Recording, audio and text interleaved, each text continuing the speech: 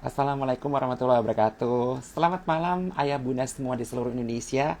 Berjumpa kembali dengan Instagram Live Anak Berkebutuhan Khusus dan podcast Anak Berkebutuhan Khusus. Nah, di hari ini kita akan masuk ke pembahasan tentang tips pengasuhan anak untuk mendukung tumbuh kembangnya. Dan bulan ini kita memasuki seri anak berkebutuhan khusus tentang ASD, Autistic Spectrum Disorder.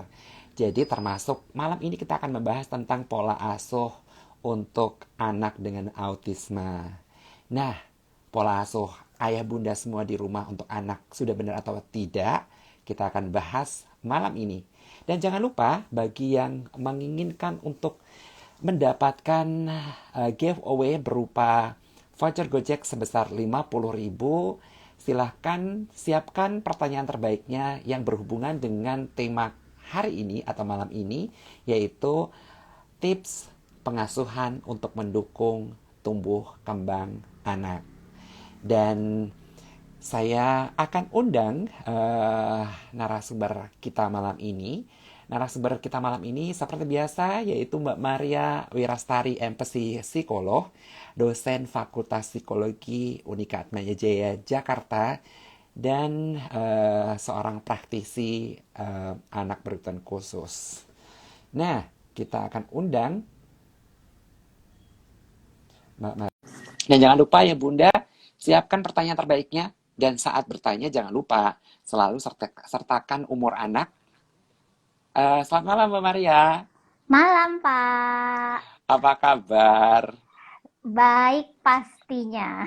Alhamdulillah. Oke, Mbak Maria, malam ini kita akan membahas tentang seri Autistic Spectrum Disorder, dan malam ini kita akan membahas tentang tips pengasuhan untuk mendukung perkembangan anak dengan autisme. Ya, Mbak Maria ya. Iya, iya, betul. Oke, Mbak Maria, kita langsung saja masuk ke sesi pembahasan kita supaya mempersingkat waktu. Mungkin Oke, karena sudah nggak sabar, Pak. betul nih yang sudah masuk itu sudah 40-an lebih. Oke, Luar biasa. ya Mbak Maria, sebenarnya yang menjadi pertanyaan ayah bunda semuanya nih, sebenarnya pola asuh itu apa sih? Silahkan Mbak Oke, Maria. nah sebetulnya pola asuh itu adalah sebenarnya bagaimana orang tua itu memperlakukan anak ya kalau bahasa gampangnya Ya. gitu. Tapi eh, ada dua domain, ada dua dimensi yang penting Mm-mm, ya. Itu adalah mm-mm. perpaduan antara parental control atau bagaimana orang tua mengelola, mengatur, mengontrol anak. Itu yang kedua Ya. adalah eh, responsiveness atau parental Mm-mm. warmth gitu ya. Jadi kehangatan orang Oke. tua, bagaimana orang tua merespon anak gitu. Jadi Mm-mm, pola asuh itu terdiri dari dua hal besar ini gitu. Nah, mm-mm. nanti perpaduan dua hal ini yang akan membentuk beberapa tipe pola asuh seperti yang kita pernah dengar otoriter, Iya, permisif, iya, authoritarian gitu ya. iya. Nah, biasanya tuh gini, kalau yang paling bagus adalah yang dua-duanya tinggi. Jadi parental Mm-mm, controlnya juga tinggi, tapi mm-mm, responsiveness juga tinggi. mm-mm. Artinya si orang tua ini itu mereka itu mengontrol anaknya harus mungkin perilakunya harus seperti apa, dibentuk, Ya. didisiplinkan gitu ya, ada Mm-mm, rules-nya gitu. Tapi mm-mm, di sisi lain mereka juga responsif. Responsif tuh artinya nggak yang cuman bikin aturan tapi giliran anaknya nangis itu dihukum atau ditinggalin gitu ya, itu kan nggak responsif ya. Atau Iya, misalnya betul. anaknya pengen apa yang nggak dikasih, pokoknya enggak, no rulesnya enggak gitu ya, itu Heeh. tidak responsif. Jadi harus dua-duanya, jadi ada aturannya. Nah, ketika membuat aturan misalkan ada diskusinya, ketika anak melanggar disepakati apa sih konsekuensinya kayak gitu. Jadi Iya, dua-duanya ini harus tinggi, itu yang paling bagus ya si iya, otoritatif namanya gitu. Nah, lalu iya. ada orang tua yang sangat-sangat mengontrol perilaku anak tapi Mm-mm, dia tidak responsif. Itu yang kayak terlalu banyak menghukum, terlalu banyak aturan, Mm-mm. harus gini, harus Mm-mm. gitu, pokoknya A, pokoknya B gitu. Anaknya sampai nggak dikasih kesempatan untuk ngambil keputusan, lalu anaknya Iya. juga kalau misalkan ada apa-apa nggak bisa ngobrol sama orang tua, kayaknya jauh Mm-mm. gitu orang tuanya. Nah, itu yang dulu kita kenal kayak pola asuh otoriter, diktator. Mm-mm. zaman zaman dulu banyak ya Pak ya Iya, kayaknya ya yang pola betul. asuhnya kayak gini. Iya, zaman bahala. Iya, tapi sebetulnya dulu mungkin karena belum tahu penelitiannya, belum tahu teorinya Betul. sih ya sebenarnya. Mm-mm. Jadi kalau sekarang parents udah tahu, mudah-mudahan sudah nggak menerapkan ya yang kayak gini ya. Iya. Nah, lalu yang banyak juga adalah yang kebalikannya. Jadi Uh-uh. justru sangat hangat, sangat responsif, Uh-uh. sehingga tidak mengontrol. Jadi ya udah, Iya. anaknya mau apa dikasih, anaknya minta apa, anaknya bukan didampingin, iya oke gitu, tapi nggak ada aturan gitu. Jadi ini juga nggak bagus ya. Mungkin di satu sisi mungkin ya oke, anaknya happy gitu, tapi kan Iya. dia juga jadi nggak tahu batasan-batasannya gitu. Betul. Nah, ini Iya. biasanya kita sebutnya permisif gitu. Jadi Iya. responsif banget, tapi tidak mengatur, tidak mengontrol. Ini juga nggak oke ya. Iya. Nah, lalu yang paling kalau menurut saya sih paling sedih sih itu yang Uh-uh. terakhir, yang neglective, nggak Uninvolved. responsif, Iya. ya uninvolved, bener, nggak Mm-mm. responsif, nggak ngontrol. Ini biasanya Mm-mm. orang tua sibuk nih, yang anaknya Mm-mm. dikasih fasilitas gitu, di rumah mainannya banyak gitu, ada gadget, Mm-mm. ada TV, bebas lah gitu. Dan orang tua mikirnya bahwa kalau udah nyediain fasilitas tuh udah beres gitu ya.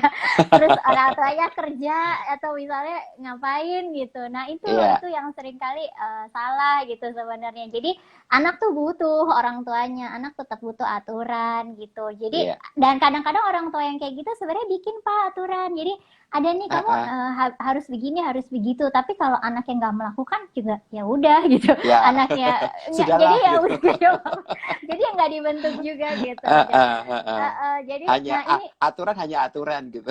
ya benar, aturan hanya aturan gitu, benar, dan nggak ada kesepakatan, nggak ada diskusi. Heeh, Ini sedih, heeh, dan saya sedihnya tuh banyak ya, banyak heeh, parents yang kayak heeh, sebenarnya mereka tuh mampu, pendidikannya juga tinggi, mereka heeh, karirnya bagus gitu, tapi betul. anak-anaknya jadinya turn out pas di SD, di SMP tuh mereka yang ada masalah-masalah emosi gitu ya, misalnya Heeh, cemas, depresi atau apa, heeh, setelah ditelusuri, oh ternyata karena pola asuhnya tuh uninvolved, orang tuanya tuh heeh. nggak ada di kehidupan anak, Iya. tapi fasilitasnya lengkap, mbak ada gitu. Jadi Heeh, misalkan anak 3, babysitternya 3 gitu, tapi heeh. orang tuanya nggak ada. Nah, ini namanya uninvolved atau neglected. Jadi parents mungkin sekarang bisa sambil pikir-pikir dulu, selama ini saya kayak apa ya.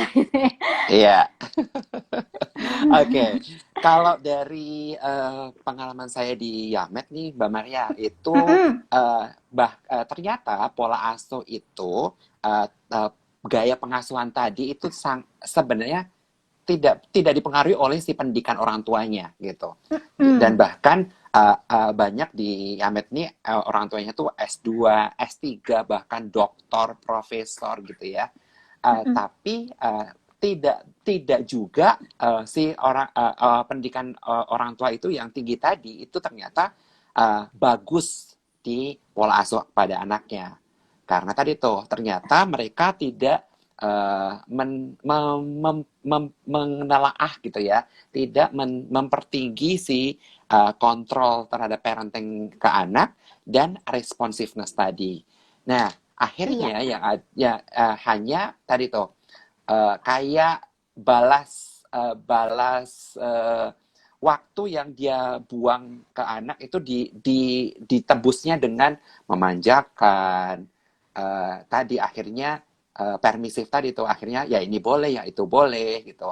Ah udahlah, apalagi kayak pandemi begini udahlah YouTube lah gitu. Eh, itu yang akhirnya jadi masalah bagi Iya. perkembangan di hasil terapinya. Karena kenapa? Akhirnya kami kacau balau nih dengan kasus-kasus yang akhirnya hasil terapinya jadi tidak konsisten, bahkan terjun bebas, bahkan tidak tidak mengalami progres yang signifikan Progres.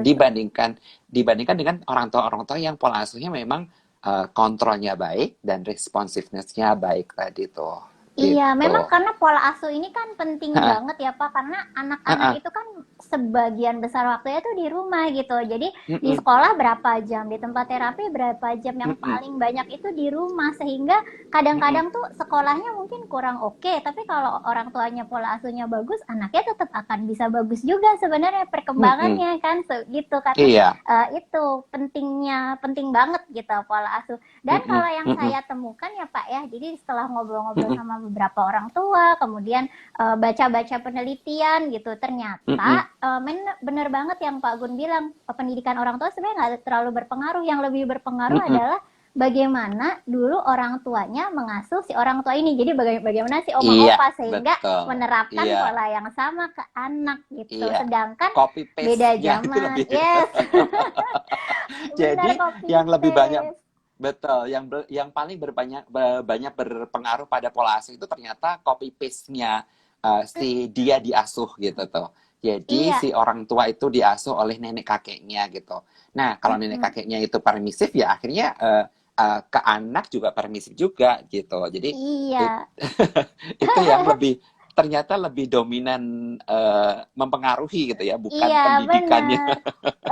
Karena orang tua juga sebenarnya perlu refleksi sih. Ah, Kadang-kadang kita kan juga nggak reflektif ya sama hidup ah, kita. ah, Padahal itu perlu kita lihat. Oh, kita jadi orang yang kayak gini dulu, orang tua kita ngasuhnya kayak apa. Kalau ada ah, versi ah, yang kurang bagus dari diri kita, itu kan bisa dilihat apakah ada ah, ah. pengaruh dari pola asuhnya orang tua kita. Sehingga kita Mm-mm. pingin dong anak nggak ngalamin seperti yang kita alamin. Pengennya kan lebih bagus ya biasanya Iya, gitu. betul. Jadi parents juga perlu nih belajar kok. Jadi nggak yang benar-benar copy paste. Lagi pula kan setiap anak karakternya beda. Jadi pola asuhnya juga nggak bisa Iya, copy paste sebenarnya ya.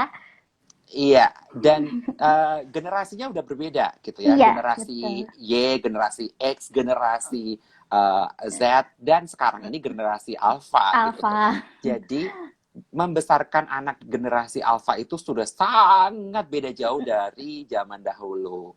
Benar. Itu yang perlu dipertimbangkan orang tua, jangan copy paste, jangan copy paste dengan pola asuhnya orang tuanya zaman dahulu gitu. Iya, Itu yang betul. Oke, Mbak Maria, pertanyaan yang masuk ke Instagram itu banyak nih yang menanyakan gitu ya. Sebenarnya pola asuh untuk anak tipikal atau anak reguler itu sama nggak sih dengan pola asuh untuk anak berkebutuhan khusus? Kebetulan tema kita kan bulan ini kan autisme terutama ya. Nah, sebenarnya apa sih yang harus dipertimbangkan oleh orang tua dalam pola asuh berhubungan dengan anak berkebutuhan khusus dan terutama si autisme tadi? Gimana Mbak Maria? Oke, nah sebenarnya sih sama. Yang paling bagus itu yang Mm-mm. dua-duanya tinggi ya, yang Ya, responsiveness-nya tinggi dan mm-mm. parental control-nya juga tinggi. Jadi yang mengontrol juga, responsif Ya, juga, hangat juga gitu. Itu ya, untuk anak-anak tipikal atau anak-anak berkebutuhan khusus sama sih itu. Nah, cuman yang membedakan adalah caranya. Biasanya sih ya anak-anak ah, berkebutuhan khusus tuh lebih menantang untuk bisa menerapkan dua-duanya. betul. Nah, jadi Heeh. ada nih penelitian ya nih di luar negeri juga, di Indonesia juga, bahwa memang untuk menerapkan pola asuh yang baik, yang si otoritatif tadi itu sangat-sangat challenging untuk Heeh. anak-anak berkebutuhan khusus dan juga termasuk anak yang Heeh. autisme. Bahkan ada salah Heeh. satu penelitian, memang partisipannya nggak terlalu banyak sih di Indonesia ya waktu itu dilakukan. Mm-mm. Lebih banyak yang akhirnya pola asuhnya permisif gitu kalau untuk anak-anak berkebutuhan khusus. Jadi itu fakta di lapangan gitu ya. Sementara kan yang bagus tetap yang autoritatif gitu. Nah, kenapa ini Mm-mm. terjadi gitu? Ternyata setelah ada wawancara dan sebagainya ke orang tua tuh sebetulnya bingung gimana caranya gitu. Jadi si permisifnya itu tidak disengaja juga mungkin ya, karena gimana sih caranya bikin aturan ke anak gitu, itu tuh susah gitu ternyata. Betul. Iya, karena dipengaruhi juga oleh knowledge yang kurang. Jadi mungkin banyak orang tua yang resource-nya, sumber dayanya kurang gitu ya. Bahwa Mm-mm. pentingnya melibatkan seluruh anggota keluarga, pentingnya konsistensi, pentingnya Mm-mm. memberikan bantuan atau prompt yang jelas pada anak, apakah berupa bantuan fisik gitu ya, misalnya contoh Mm-mm. melakukan menggosok, apakah perlu dibantu secara fisik menggosok, apakah Mm-mm. cukup gestural, ini loh gosoknya ke sini loh, apakah modeling, nih kayak gini nih, kayak Mm-mm. kayak ayah sini gini nih gosoknya, apakah visual, Mm-mm. ditaruh gambar-gambar SOP gitu, urutannya di tembok gitu tuh. Mm-mm. Apakah verbal? Nah, itu yang mungkin knowledge-nya kurang. Jadi akhirnya kalau yang saya perhatikan adalah orang tua yang tadi Mbak Maria sebutkan, yang mereka sebenarnya nggak sengaja sih ya gitu ya, pola asuhnya Mm-mm. jadi kayak gitu gitu. Iya. Ya akibatkan karena memang knowledge-nya kurang, karena memang kalau untuk anak berkebutuhan khusus itu butuh butuh knowledge yang lebih, butuh resource yang lebih, termasuk Iya. kekompakan antara ayah ibu, kakek nenek, om tante, pembantu, kakak adik, dan seterusnya. Itu Mm-mm. tuh itunya yang mungkin kalau untuk anak tipikal agak nggak beda dikit mah nggak apa-apa lah gitu, tapi pada Iya. anak dengan autisme nggak bisa. Iya, Nggak bisa. dan ini yang paling penting juga kan, kita kalau mau bikin aturan, kita mau responsif sama anak, kita tuh benar-benar harus tahu si anak ini seperti apa Betul. progresnya, Ya, seperti apa kemampuannya, seperti ya. apa karakternya. Jadi ini yang harus duluan kan, kita harus tahu anak ini perkembangannya sampai mana. Misalkan umurnya Ya. 3 tahun, kita harus tahu anak 3 tahun tuh kemampuan berpikirnya seperti apa. Ya. Kemudian dia, kalau kita mau ngobrol sama dia, ngobrolnya harus kayak apa. Nah, ini anak tipikal nih. Kalau ABK sama, intinya kita harus mengenali, kita harus tahu anak kita apakah autisme, apakah ADHD, apakah kebutuhan khusus yang lain. Dan kita harus benar-benar belajar kalau autisme tuh apa sih cirinya, mereka bisanya apa, nggak bisanya apa, harus diapain, itu benar-benar kita harus belajar. Baru kita bisa nih bikin aturan yang tepat, baru kita Ya. bisa merespon dengan cara yang tepat. Nah, kalau tahu Ya. aja belum kan, ya itu tadi knowledge nomor satu. Kita harus Ya. udah tahu dulu, baru kita bisa menerapkan yang tepat. Makanya kita tuh pengen Iya. banget ngajak parents buat ayo belajar terus gitu. Karena Mm-mm. autisme nih teorinya ada banyak, penelitiannya ada banyak, Ya. tapi ingat keunikannya juga banyak, setiap individu tuh Betul. beda banget gitu. Jadi Iya. nggak bisa plek juga persis kayak teori, persis kayak penelitian, belum tentu sama banget sama anak kita gitu, karena anak Iya. kita tuh seunik itu gitu. Iya. Jadi ayah bunda semua jangan lupa selalu lakukan assessment pada anak. Mm-mm. Assessment ini karakteristiknya sejauh mana, kemampuannya sejauh mana, ketidakmampuannya sejauh mana, dan tadi pola asuh kita dimulai dari baseline-nya dia. Baseline itu adalah dasar kemampuannya dia, gitu. Jadi akan membantu anak lebih optimal, termasuk tadi yang sudah Mbak Maria jelaskan bahwa pentingnya parenting kontrolnya dan responsiveness-nya si orang tua pada anak. Oke, Iya. Mbak Maria, masuk ke pertanyaan berikutnya nih. Ya, banyak juga yang masuk nih pertanyaan. Ternyata mereka sudah menyadari bahwa dia salah gitu ya. Jadi gini pertanyaannya begini, pertanyaannya adalah bila saya sudah terlanjur melakukan kesalahan pola asuh, anak saya sudah terlanjur salah di mana pola asuhnya selama ini memang tidak begitu diperhatikan. Misalnya kasus di sini adalah sebelumnya anak saya diasuh oleh nenek dan baru ibunya berhenti bekerja dan mengasuh sendiri, sehingga anaknya sudah terbentuk menjadi anak yang sangat emosional, temper tantrum, membangkang, dan bahkan kalau disuruh belajar online tidak mau, malah mengamuk. Dan nah, tipsnya seperti apa ya Mbak Maria? Silahkan Mbak Maria. Nah, kalau misalkan sudah sadar kalau ternyata pola Mm-mm, asuhnya salah, memang yang paling baik adalah memperbaiki pelan-pelan, tapi mm-mm, ya bertahap. Jadi misalnya tadinya sangat kendor gitu aturannya, kita mm-mm, mulai buat satu aturan gitu, diajak untuk menyepakati gitu. Jadi perubahan Mm-mm. ini juga harus bertahap. Kita nggak bisa Mm-mm. merespon sesuatu dengan yang tiba-tiba gitu. Nah, Mm-mm. kalau misalnya masalahnya di emosional, di tantrum, nah ini kita mesti peka juga gitu. Anak ini kenapa sih dia marah? Kenapa sih dia sedih gitu kan? Ini yang sulit juga nih untuk kita bisa mengerti ya kondisi emosi anak itu. Yang Ya, kita tahu kan sebenarnya anak nih misalkan dia nangis-nangis karena yang dia minta kita nggak kasih misalnya gitu. ya. Tapi di sisi lain ya mungkin iya salah satunya dia marah karena kita nggak kasih yang dia minta. Bisa aja di sisi lain dia sedih karena kok mamaku ini ya nggak ngerti aku misalnya, kok mamaku galak ya nggak kayak nenekku misalnya kayak gitu. Ini kan anak bisa juga punya Mm-mm. pemikiran, atau jangan-jangan ih aku nggak suka nih mama sekarang di rumah nih banyak ngomong gitu sementara si neneknya nggak banyak ngomong misalnya. Hal-hal kayak gitu kita harus eh, Kak, selidikin dulu gitu. Iya. Selidiki dulu Eh, eh. sebenarnya apa sih gitu. Akarnya tuh apa, dan sebabnya bisa banyak. Kan kalau sampai Ah, tantrum ah. itu pasti udah mix emotions, udah nggak cuman Ah, marah ah. kan biasanya ya. Ah, ah. Kalau marah yang masih cuman marah tuh nggak, biasanya nggak sampai tantrum. Kalau sampai tantrum banget itu udah antara marah, kecewa, frustrasi, sedih, bingung mau Ah, ah. ngomongnya gimana, marah lah dia jadi Ah, tantrum ah. gitu.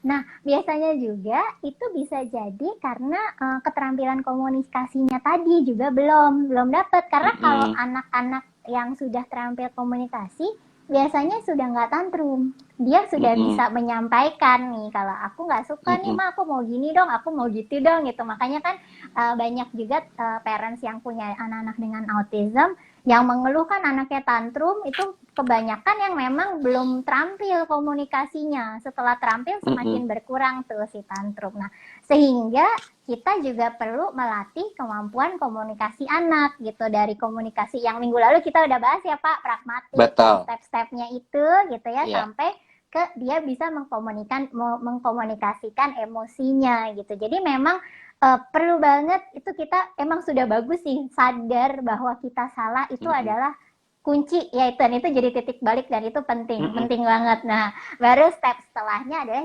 kita cari apa yang harus kita ubah. Itu kita harus cari tahu apakah kita perlu menambah aturan gitu ya. Kalau tadi contoh Pak Gun kan Mm-mm. kita perlu menambah, ini kan kebetulan permisif gitu ya contohnya, jadi Mm-mm. kita pelan-pelan perlu kasih aturan. Kalau sebaliknya kita terlalu banyak aturan, kita kurang hangat sama anak-anak sehingga ya udah mereka kayak robot aja gitu jalanin aktivitas sehari-hari.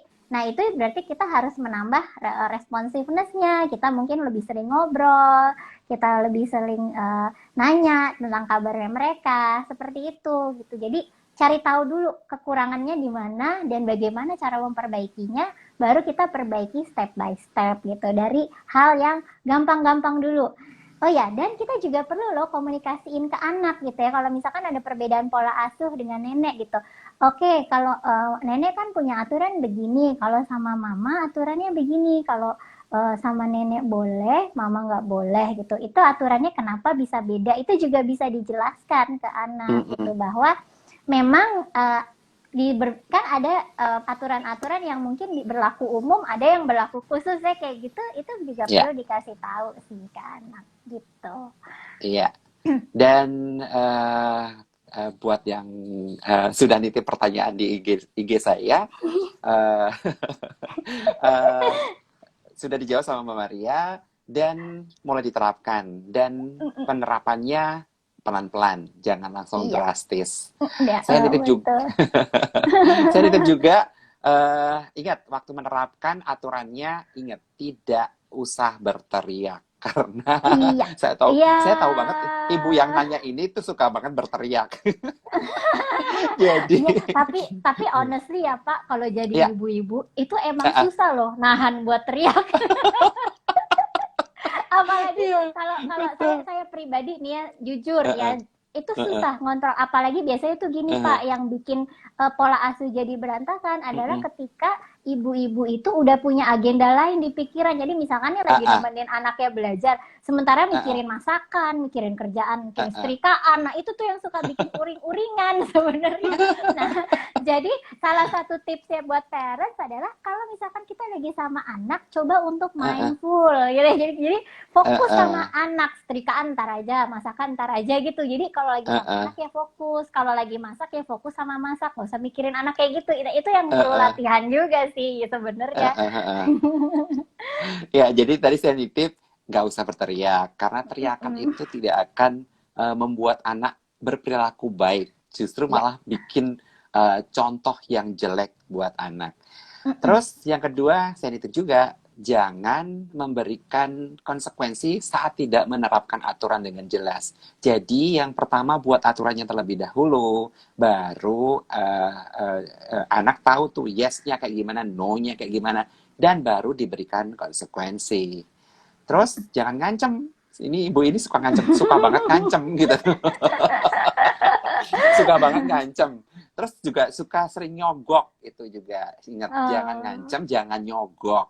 Nah, udah gitu kembali bertanya ke saya nih gitu ya. Oh. Terus emang apa bedanya? Kenapa nggak boleh ngancem? Kenapa nggak boleh nyogok? Ya karena yang boleh adalah namanya konsekuensi. Konsekuensi itu ada dua pilihan. Kalau bagus Mm-mm. diberikan reinforcement positif, kalau jelek ya akan diberikan reinforcement negatif. Negatif. Itu yang jadi bukan ngancem, bukan nyogok. Iya, dan yang kadang-kadang parents suka Heeh, lupa itu mengkomunikasikan, Pak. Jadi udah ada heeh, aturan ya, udah bikin heeh, aturannya, udah bikin betul. konsekuensinya, tapi nggak dikasih tahu anaknya. Jadi Heeh, iya. ya itu perlu tahu gitu. Termasuk Heeh, kita kalau kita nggak perlu main surprise gitu ya sama anak ya, heeh, misalnya ntar kalau misalkan dia nilainya bagus, kita tiba-tiba beliin mainan, nggak usah gitu, kita bilang gitu. Misalkan iya. Mama pengen nih kamu belajar lebih lebih disiplin misalnya. Nanti kalau bisa nih kamu seminggu belajarnya disiplin, weekend boleh deh kamu aku beliin ice cream gitu. Jadi uh, dia udah punya pikir, oh oke, aku harus berusaha nih supaya Heeh, aku dapat ice cream gitu. Jadi heeh, ini yang betul. perlu dikomunikasikan, sama hati-hati kalau kita menentukan konsekuensi, itu juga konsekuensinya penting nggak buat anaknya gitu. Nanti Mhm, kita mau iya. kasih es krim, anaknya nggak suka es krim, kan nggak jadi reinforcement jadinya gitu.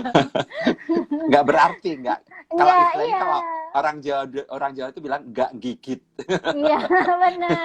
Termasuk kalau mau kasih konsekuensi negatif juga, ini juga hati-hati. Jangan sampai Heeh, misalkan kita memberikan sesuatu yang terlalu keras, jadi anak tuh bener-bener heeh, sangat stressful gitu. Atau jangan sampai jadinya dia nggak berasa juga kalau ini konsekuensi heeh. negatif gitu. Jadi Iya. misalnya kan kita mau kasih konsekuensi negatifnya, nggak boleh nonton TV hari ini, misalnya kayak gitu. Ya anaknya emang nggak suka nonton TV, ya bukan konsekuensi negatif kan gitu misalnya.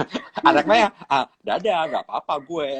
Iya, aku main aja, main Lego mah lebih seru gitu kan. Lebih seru. Oke, Mbak Maria, ternyata kita sudah masuk ke jam 8 dan kita harus baca pertanyaan-pertanyaan yang masuk di live dan kita harus menjawabnya. Kita akan track dari atas karena sudah banyak banget yang bertanya tadi tuh.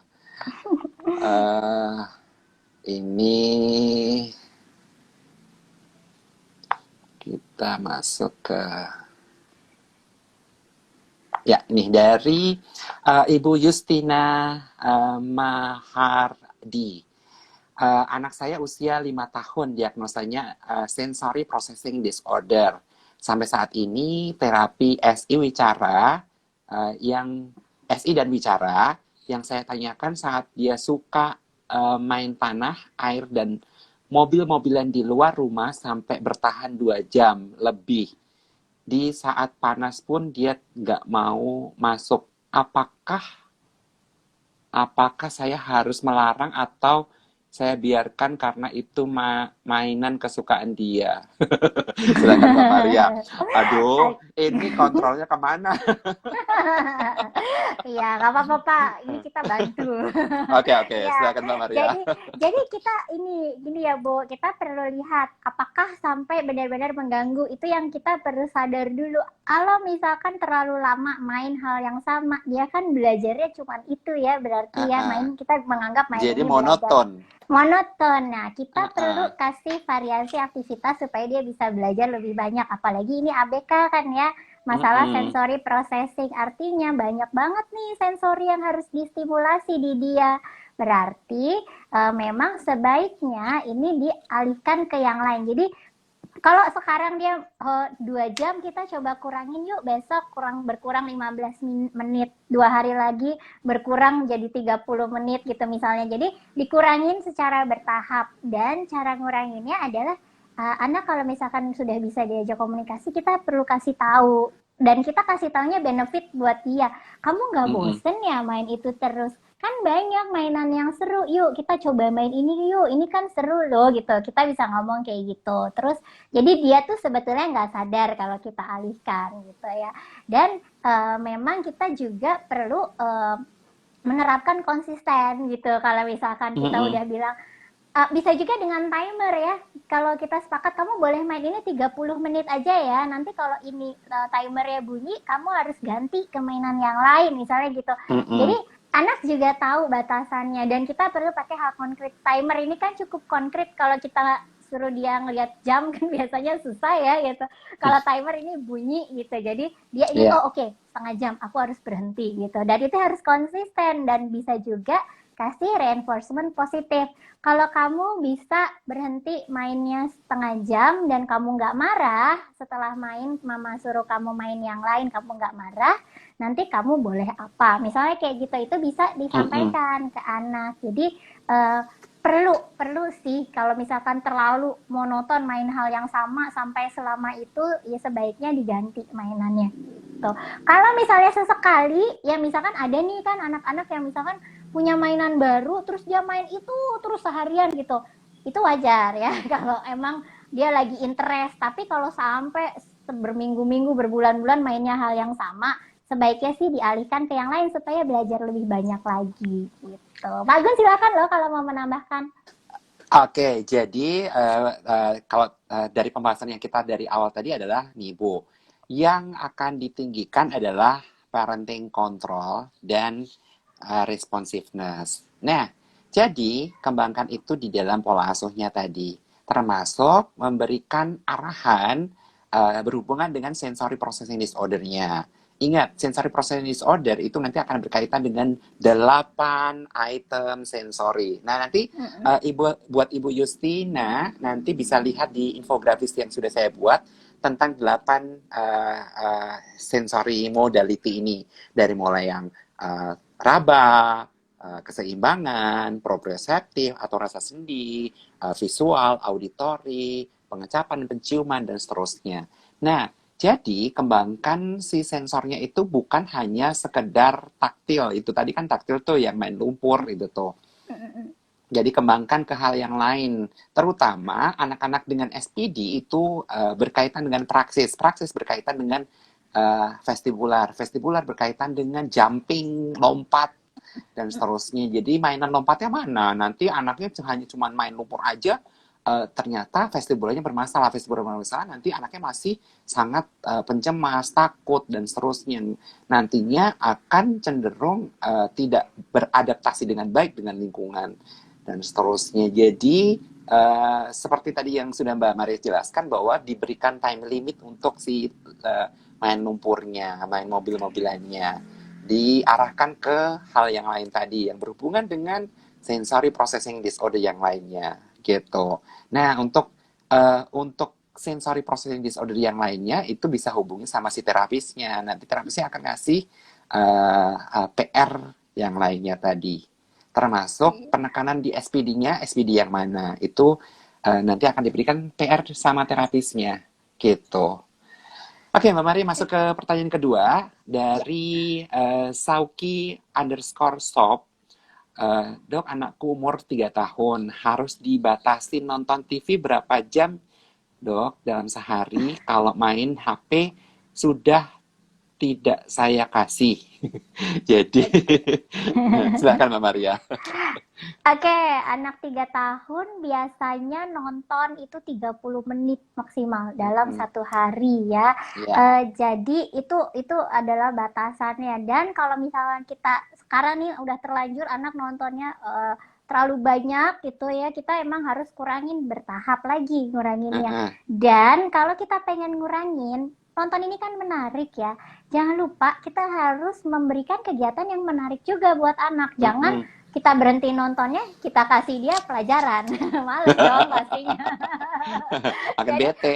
bete, dia marah, nonton lah mami ngapain belajar gitu kan. Jadi kita harus tahu anak sukanya main apa gitu, misalkan dia sukanya main boneka gitu, ya udah pelan-pelan dari pas selama dia nonton kita bisa sambil kasih dia main boneka. Jadi Mm-mm. nonton sambil main boneka, lama-lama kan perhatiannya udah nggak fokus banget ke nonton, terus Mm-mm. pelan-pelan dikurangin gitu ya nontonnya. Bisa juga gini, banyak anak tuh yang nonton karena orang tuanya tuh memang gak mendampingi kan Pak, jadi Iya. enakan nonton gitu ya Enak daripada nonton main nih. sendiri. Lebih seru gitu kan. Nah, Ditinggal gitu ya. iya, mami masak aku nonton aja gitu. Kalau aku berantakin mainan, maminya marah gitu kan. Kalau nonton kan rumahnya rapi gitu. Jadi kadang anak tuh pinter loh. Jadi ya kita perlu Heeh. mendampingi anak. Jadi salah satu cara untuk mengurangi nonton adalah lebih banyaklah terlibat dalam aktivitas anak. Main sama anak. Mm-mm. Kalau emang kita punya pekerjaan rumah banyak gitu ya, ya anaknya diajak aja bantuin nyapu, bantuin ngepel, bantuin ngelap-ngelap. Anak-anak suka, orang tua Mm-mm. juga lebih enak gitu ya, lebih bisa ngontrol anak gitu. Dan melibatkan anak di dalam aktivitas keseharian orang tua, termasuk dalam kegiatan sehari-hari, termasuk namanya activity daily living, itu membantu banyak manfaat bagi anak. Dari mulai responsibel, kemandirian, motorik halusnya bekerja, kemampuan dia dalam keteraturan sehari-hari juga akan berkembang, termasuk organizing. Itu sangat membantu sekali. Jadi jangan lupa terlibat banyak dengan anak dan melibatkan anak di dalam kegiatan yang bersama. Dan bahkan nih Mbak Maria, waktu zaman dahulu gitu ya, ya kalau waktu anak saya masih kecil-kecil gitu ya, itu ya ikut saya aja gitu kemana. Jadi misalnya saya ngajar ya ikut ngajar gitu. Jadi ikut aja, nggak apa-apa. Biasanya saya waktu zaman dahulu punya stok. Jadi anak saya itu suka sekali mewarnai. Jadi saya ngeprint dari internet itu nanti di bundle gitu tuh, nanti dikasih ke dia, termasuk krayonnya atau pensil warnanya udah disediain. Nanti dia akan selesaiin tuh satu sesi saya ngajar itu, misalnya kalau 3 SKS itu 3 kali 50 menit. Itu Iya. sudah dapat sekitar 18 gambar gitu. Itu itu sangat ngebantuin juga dia tahu bersosialisasi dan eh, interaksi dengan orang di luar rumahnya dia itu sangat-sangat membantu sekali, terutama anak Iya, dengan autisme gitu toh. Itu iya, yang iya, betul. jadi jangan hanya nonton TV. Iya, benar. Nonton TV tuh terlalu terbatas, Ah, stimulasinya ah, sangat minim gitu, malah bisa betul. merusak kalau terlalu banyak. Iya, dan satu arah gitu tuh yang tidak Iya, memberikan input feedback. Terutama iya. untuk anak dengan spektrum autisme yang butuhnya adalah dua arah Mm, gitu. Oke, betul. masuk ke pertanyaan ketiga nih Mbak Maria dari Imas Pipih. Bagaimana anak saya sukanya main air? Nggak bisa dilarang, kalau yang lain masih bisa dilarang. Dan belum ngerti, kalau disuruh kadang ngerti, kadang enggak. Bicara juga baru masih mama papa kakak makan minum. Bagaimana solusinya? Silakan Mbak Maria. Oke, nah ini kalau punya challenge-challenge komunikasi seperti ini ya, memang kita perlu menstimulasi terus kemampuan komunikasinya, itu penting ya. Jadi Mm-mm. ini bisa ngomong mama papa umur berapa nih ya? Kalau udah sampai 2 tahun atau lebih, ini udah benar-benar harus kerja keras nih ya parents ya. Kalau sampai umur 2 tahun ngomongnya baru mama papa, atau bahkan jangan-jangan udah 3 atau 4 tahun, itu banyak Iya, banget yang karena harus tidak, dikejar iya, itu. karena tidak menyebutkan usia sih, Mbak Maria. Iya, Iya. iya, oke. Nah, lalu ini harus ini ya, kalau main air, terlalu sering main air ini kan juga ya Mm-mm. bisa pertama airnya boros, itu yang paling praktis ya. Mm-mm. Terus yang Mm-mm. kedua ya licin, dingin, bisa Ah, sakit ah. ya, hal-hal seperti itu. Jadi memang perlu dialihkan. tadi kalau anak sangat suka sesuatu gitu, kita perlu mengalihkan ke sesuatu yang dia akan suka juga gitu. Jadi Mm-mm. itu yang kita perlu cari, apa sih yang anak suka, yang kira-kira bisa nyaingin main air tapi aman buat anak gitu. Nah, caranya kalau misalkan memang tadi kan yang dijelaskan belum bisa ngomongnya ya, masih terbatas, tapi kita cek Mm-mm. level bahasa reseptifnya gimana. Kalau kita bikin aturan, kita ngomong sama dia ngerti nggak? Kalau dia ngerti ya gampang ya, jadi tinggal diomongin aja gitu. Kalau misalkan pakai kata-kata kurang, harus pakai gesture juga, bisa juga pakai visual yang pakai uh, lingkaran bulat dicoret artian no, nggak boleh gitu. Atau kadang-kadang Mm-mm. anak juga suka lupa bahwa dia nggak boleh main air, mungkin di keran-kerannya tuh harus dikasih tanda bahwa nggak boleh Mm-mm. nih gitu, pakai apa gitu ya, pakai kertas atau mau digantungin apa gitu ya, bisa dicari tuh apa sih. Dan dia dikasih tahu nih di keran ada ini, kamu inget ya ini bukan mainan gitu. Jadi dan itu emang harus selalu gitu, sehari mungkin 10 kali bilang tidak main air itu nggak cukup gitu ya, mungkin harus 20-30 kali, atau setiap kali anak udah mulai mau jalan ke keran langsung kita dek sini dek, ikut mami yuk gitu, kita main ini yuk gitu. Setiap kali dia inget keran kita langsung alihin lagi, lama-lama dia lupa juga tuh sama air gitu. Jadi emang Mm-mm. cara-cara yang kreatifnya ini sih yang sebetulnya seringkali parents tuh gak kepikiran aja ya Pak ya gitu. Ya. Ya, jadi buat Ibu Imas Pipi itu jangan lupa memberikan aturan dengan jelas. Kalau perlu diberikan yang namanya visual support. Jadi bantuan visual. Tadi Mbak Maria sudah jelasin bahwa yes, no. Yes itu centang, no itu silang. Jadi yang boleh dan tidak boleh. Termasuk mengurangi main airnya itu dengan mengaplikasikan Bu Imas nanti menyusun aktivitas-aktivitas yang bisa menggunakan air tapi lebih terbatas dan lebih berfungsi. Misalnya contoh memindahkan air dari mangkok ke ember dengan spon misalnya. Jadi airnya cuma segitu doang dan itu tidak dibuang airnya. Atau ikut ayahnya nyuci mobil, ikut bundanya nyuci sayur, ikut mbaknya nyuci baju. Nah, itu membantu untuk sensori anak yang itu namanya seeking. Jadi namanya adalah seeking sensory. Seeking sensory itu dia akan mencari sensori-sensori yang dia sangat suka, termasuk dengan air. Nah, libatkan dalam bentuk fungsional sehari-hari yang terlibat dengan air tadi. Dan ingat, Ibu Imas harus menerapkan aturan tadi bahwa yang namanya air itu digunakan untuk mandi. Nah, mandi itu hanya 2 kali, pagi dan sore. Nah, belum saatnya mandi. Jadi kalau dia udah menuju ke kamar mandi ya, ingat hanya untuk pipis, pup, atau mandi. Gitu. Itu yang harus dijelaskan. Dan menggunakan visual support. Visual support sudah saya upload di infografis, jadi Ibu bisa lihat contoh visual-visual support yang ada di infografis saya. Gitu. Oke, masuk ke pertanyaan berikutnya nih Mbak Maria. Oh ini ada komentar dari Ibu Yeti Kusuma. Betul banget, susah susah banget, susah kontrol kalau soal teriak. Ini yang tadi bahas. Terus ada juga komentar dari Lia Cynthia Dewi. Anak saya malah uring-uringan kalau diteriakin. Oke, masuk ke pertanyaan berikutnya dari Ibu Widi _Widul. Bagaimana cara mengatasi kalau anak suka pukul kepala kalau permintaannya tidak dituruti? Ini bagian dari temper tantrumnya nih, Mbak Maria, silakan. Oke, nah ini agak tricky nih ya Pak ya, karena memang Uh, ada uh, beberapa ABK yang sering ini ya, salah satu cara dia tantrum adalah dia ya, menyakiti diri gitu.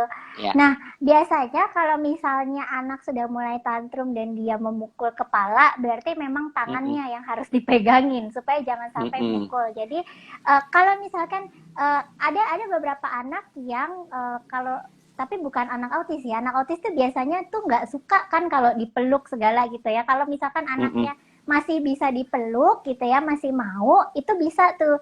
Jadi ketika tantrum, ketika sudah mulai marah, sudah mulai gelisah, orang tua yang mendekati, memeluk gitu ya, atau mengelus, itu akan meredakan emosi biasanya. Mm-mm. Nah, untuk anak-anak yang tidak suka gitu ya, tidak suka dipeluk, tidak suka sentuhan gitu. Jadi memang perlu dialihkan gitu, dialihkan dari dia memukul kepala gitu.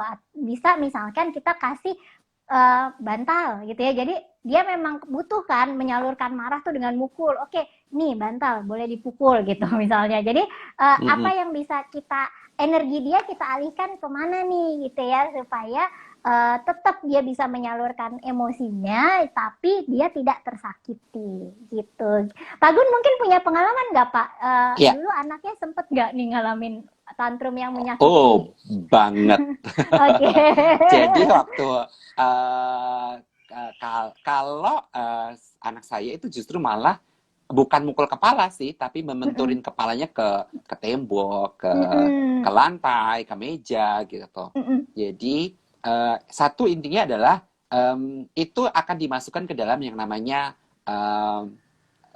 papan aturan. Jadi Mm-mm. saya itu punya papan aturan, papan yang berisi tentang list aturan di rumah, yes dan no-nya. Yes Mm-mm. yang kayak gimana, no kayak gimana gitu. Terus mengkomunikasikan bahwa ayah itu sayang sama anak yang nice. Ayah tidak suka sama anak yang tidak nice gitu. Nah, jadi ya bilang kalau dan bilang kalau kayak gitu tidak nice gitu. Mm-mm. Jadi harus dibilang bahwa itu tidak nice. Terus dan bilang bahwa ayah tahu kalau kamu tuh marah, tapi marahnya tidak dengan cara begitu gitu. Itu yang harus dilakukan dan ingat tetap tidak boleh memberikan reinforcement pada perilakunya dia. Jadi tidak boleh memberikan apa yang dia mau saat dia begitu. Itu kata kuncinya bahwa kalau kamu begitu justru nggak dapat gitu. Itu yang harus ditekankan bahwa dengan cara begitu kamu nggak dapat loh, malah nggak dapat. Kalau kamu diam malah dikasih. Ayo, mau dikasih atau tidak gitu. Jadi kalau dikasih diam dulu. Kalau nggak diam ya nggak dikasih. Jadi sambil bempreng, namanya bempreng itu nadahin kepalanya. Iya Jadi benar. kita sambil ngomong itu sambil bempreng itu sambil tangan kita itu nadahin kepalanya supaya tidak benturin kepala ke tembok gitu tuh.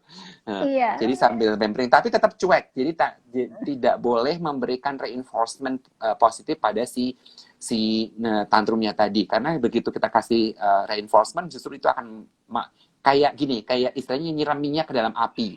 Ya udah Iya. makin akan berkobar. Jadi perilakunya tadi itu tidak boleh di reinforcement. Jadi kayak di-ignore, kayak dicuekin gitu sebenarnya. Tapi bilang bahwa ayah nggak suka kalau kayak gitu. Kalau misalnya kamu mau dikasih, itu tidak dicanang begitu. Mau dikasih nggak? Kalau mau dikasih, diam dulu. Gitu. Ayah duduk yang manis. Kalau duduk yang manis, ayah kasih. Gitu. Nah itu uh, yang saya tekankan pada dia, dan sambil bempering tadi itu tangan kita nadain. Iya. Padahal kita mah deg-degan Ditahan. banget gitu, deg-degan banget. Tapi jangan ditunjukin. Jadi tidak boleh menunjukkan kepanikan kita saat dia benturin kepala, karena itu akan membuat dia akan nih ayah panik nih, ayah pasti ngasih apa yang gue mau nih Iya. gitu. Itu ya. Dan anak-anak peka banget sama ekspresi Betul, muka, perubahan nada. betul. Makanya emang ketika Ya. anak tantrum, kita harus bisa flat, kita harus bisa Uh-uh. santai. Ya, jadi disimpan aja Uh-uh. lah itu gejolak-gejolak emosinya. Iya. Jadi kepanikannya jangan ditunjukin, Iya, kemarahannya jangan ditunjukin gitu. Jadi iya, jangan nunjukin sesuatu yang ekstrim, itu akan justru malah mereinforce perilaku dia. Tadi iya, istilahnya adalah uh, kayak nyiram minyak ke dalam api. Wah, nanti iya, nggak padam-padam tuh apinya. Gitu. iya, betul. Oke, itu buat Ibu Widi underscore Widol. Nah, pertanyaan berikutnya dari Lia Cynthia Dewi. Anak saya susah menambah kosakata. Minggu ini ingat, minggu depan lupa lagi. Bagaimana Pak agar bisa menambah kosakata tapi yang lama tidak lupa? Silakan Mbak Maria. Oke, kita perlu cek nih. Mm-mm, mm-mm. Disability-nya apa nih ya, gitu. Karena Ya, biasanya kalau yang mudah lupa ini mungkin berkaitan dengan Dengan intelektual. intelektual, ya berhubungan Iya, dengan jadi ID kemungkinan, ID ID slow learner kemungkinan. borderline. Iya, nah ini strateginya sendiri nih sebenarnya bulan depan ya edisi khusus kita ya akan Betul. ngomongin ini, akan ngomongin anak-anak yang mudah Heeh, lupa ini. Tapi gini, heeh, sebetulnya kita tuh kalau misalkan menghadapi anak yang memang sulit distimulasi, mudah lupa dan sebagainya, memang terus aja, terus, jangan pernah berhenti heeh, gitu. Ya udah, memang lupa, mungkin memang kemampuannya seperti itu, ya udah kita nggak boleh berhenti, kita tetap harus terus-terus melakukan gitu. Nah, untuk mhm, step-step bagaimana menambah kosakata kan termasuk keterampilan komunikasi, keterampilan berbahasa.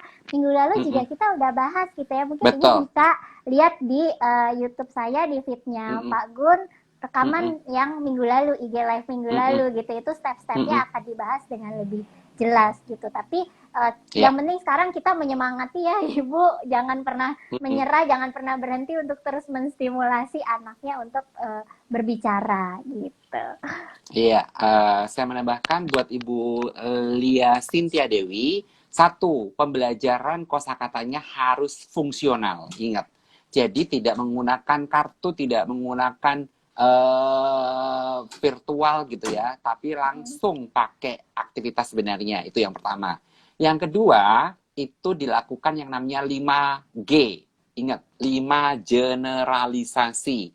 Jadi orangnya yang ngajarin harus beda-beda, jangan cuma ibu doang, tapi diminta untuk orang lain mengajarkan juga. Jadi bapaknya, tolong dong Pak, ini hari ini kosakatanya adalah menyapu. Jadi tolong ajarin gitu. Jadi yang ngajarin bukan cuma ibu doang. Itu yang G yang pertama, generalisasi yang pertama. Generalisasi yang kedua adalah waktunya. Jangan cuma pagi doang. Jadi pagi, siang, sore, malam itu diajarkan. Tadi ingat sedikit-sedikit tapi sering. Yang ketiga adalah tempatnya. Jangan cuma nyapunya di kamar ruang tamu doang, tapi harus ya di kamar, di dapur dan seterusnya. Jadi 3G yang tadi adalah orang, tempat, waktu. Yang keempat adalah stimulus. Stimulusnya itu cara menyuruh, cara menanya, cara jadi cara bertanyanya itu bukan hanya Mas sapu, tapi juga kalau Mas sapu lantainya itu reseptif. Jadi lakukan juga yang ekspresif misalnya, tuh Mbak sedang apa tuh? Mbaknya sedang menyapu. Termasuk jangan lupa aktif pasifnya. Menyapu apa? Sampah. Sampahnya diapain? Disapu. Jadi dibolak-balik gitu tuh istilahnya. Jadi stimulusnya itu dibolak-balik. Jangan cuma reseptif doang, tapi juga ekspresif. Jangan cuma pasif doang, tapi juga aktif. Itu yang harus dilakukan. Stimulusnya yang keempat. Yang kelima adalah respon. Responnya tadi, anaknya menyapu, anaknya menjawab menyapu, anaknya membuat kalimat kamu sedang apa? Menyapu. Setelah menyapu selesai, waktu 5 menit kemudian ditanyain, kamu tadi ngapain? Tadi disuruh saya apa? Ayah apa? Gitu. Jadi ibunya nanyain, waktu kamu tadi di ruang tamu disuruh ayah apa? Nah, menceritakan 5 menit yang lalu itu, respon yang sangat penting untuk dinilai. Itu yang sangat penting untuk supaya kosakatanya nggak cepet hilang. Lah kalau cuma ngapalin doang menyapu pakai kartu ya udah hilang lah besoknya gitu. Itu jadi harus banyak dilakukan stimulasi tadi dengan variasi tadi 5G dan ingat fungsional gitu. Oke, ternyata pemenang giveaway-nya sudah mau diumumkan nih, Mbak Maria. Oke. Okay. Tapi jangan lupa ya Bunda, setelah pengumuman giveaway ini, tanya jawab masih kita akan lanjutkan. Jadi bukan berarti diumumkan giveaway terus kita selesai gitu ya. Oke, buat panitia sudah melambaikan tangan. Silahkan mengumumkan siapa pemenang giveaway untuk malam ini. Ya, ayah bunda sekalian, untuk pemenang giveaway hari ini adalah pemilik akun Instagram Yustina Mahardi. Selamat kepada pemenang ya.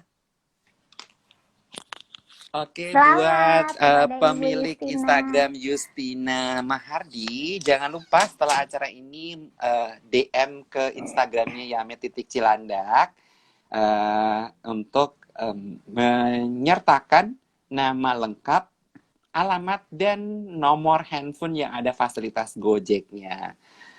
Oke, Mbak Maria, kita lanjutkan lagi Mm-mm. pertanyaan berikutnya dari Ibu Novita Asnim. Anak saya umur 9 tahun, sudah kelas 3. Kalau bertamu sudah nggak mau pulang. Jadi harus dipaksa. Bagaimana triknya? Masih bagaimana triknya sampai sekarang masih belum bisa? Gitu. Silahkan Mbak Maria. Tadi Oh, nggak pulang, 9 oh, nggak pulang. Jadi main nggak mau pulang gitu ya Pak ya. iya betul. Oke, nah ini kita harus cari tahu anak 9 tahun main memang kan udah Mm-mm. usianya teman-teman tuh jadi lebih penting ya daripada orang Ya. tua ya biasanya. Uh-uh. Jadi kita perlu cek kenapa anak sampai nggak mau pulang. Apakah dia nggak nyaman Uh-uh. ya di rumah? Biasanya itu sih salah satu penyebab utama gitu.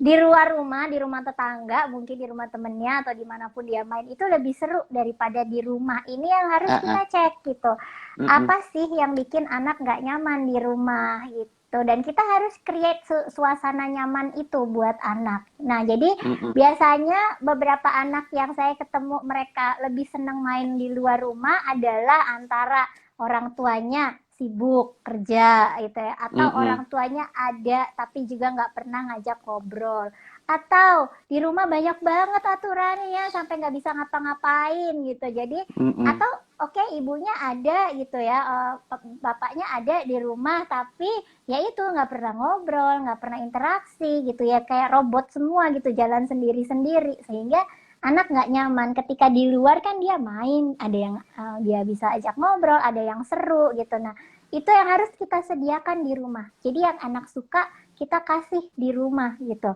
Bisa kita balik, dia di luar itu main apa sih? Mungkin dia di rumah temennya main game gitu misalnya. Bisa nggak dibalik, kita sediakan gamenya di rumah sehingga minta dia ajak temennya main ke rumah gitu. Jadi bisa Mm-mm. dibalik seperti itu gitu. Jadi ini yang perlu disiapkan oleh orang tua, apa yang anak suka, apa yang dia butuhkan, apa yang kebutuhan apa sih yang dia penuhi di luar rumah. Ayo kita sediakan jadi ada di dalam rumah gitu. Supaya anaknya dia nanti akan pelan-pelan secara nggak sadar akan menjadi lebih nyaman dan lebih betah di rumah. Juga kalau 9 tahun sebetulnya kita bisa loh ngobrol sama anak gitu. Kenapa sih kamu lebih suka di luar gitu? Dan kita bisa juga ini jarang nih orang tua melakukan ya Pak, kita ngomong gini, Mm-mm. mama tuh khawatir loh kalau kamu di luar gitu, mama tuh sebenarnya Iya. kesepian, mama tuh ya, hal-hal seperti ini, komunikasi seperti ini nih sangat-sangat meaningful untuk Iya. anak-anak umur 9 tahun. Mereka juga perlu tahu kenapa kita melarang, sebenarnya itu harus dikasih tahu kalau udah SD seperti ini ya. Jadi Iya. mereka juga ini kan menjelang remaja, apalagi ya nanti mereka ketika mengambil keputusan, belajar mengambil keputusan kan juga perlu mempertimbangkan pemikiran perasaan orang lain, dan sehingga kalau kita dari sekarang sudah melatih memberitahu bahwa perilaku dia tuh berdampak loh ke orang tuanya gitu. Nah, itu akan membentuk perilakunya nanti pas remaja. Jadi komunikasinya ditingkatkan gitu ya, kehangatannya juga perlu ditingkatkan. Gitu, Iya. Pak. Betul. Jadi itu bagian termasuk tadi orang tua harus juga mengkomunikasikan dengan baik sama anak. Apalagi udah 9 tahun ya Mbak Maria ya. Anak 9 tahun mah Benar. udah pra remaja yang sudah sudah bisa diajak ngobrol gitu. Oke Mbak Benar. Maria, ternyata waktu berjalan terus dan sudah tinggal 2 menit lagi. Oke Mbak Maria, silakan pesan-pesan buat ayah bunda semuanya di rumah berhubungan dengan tips pengasuhan anak tadi. Silakan Mbak Maria. Oke, jadi parents sekali lagi diingatkan kita harus tinggi di keduanya, kita harus Mm-mm. responsif dan kita juga harus mengontrol anak. Jadi dua-duanya ditekankan, dua-duanya diupayakan. Kalau merasa sekarang masih ada yang kurang, ayo kita mulai mencoba karena tidak pernah terlambat untuk mulai gitu ya. Ya, Yang bahaya adalah kalau kita sudah sadar dan kita nggak berubah. Gitu, Pak. ya, oke. Saya menambahkan bahwa tadi ingat dengan parenting control yang tinggi dan responsiveness yang tinggi itu akan menghasilkan bahwa anak itu bebas loh dengan keinginannya, tapi ada batasannya. Jadi ingat batasan itu yang harus disepakati bersama dan memang batasan itu penting buat anak. Karena kenapa? Anak-anak itu membutuhkan batasan agar tumbuh bahagia dan sehat.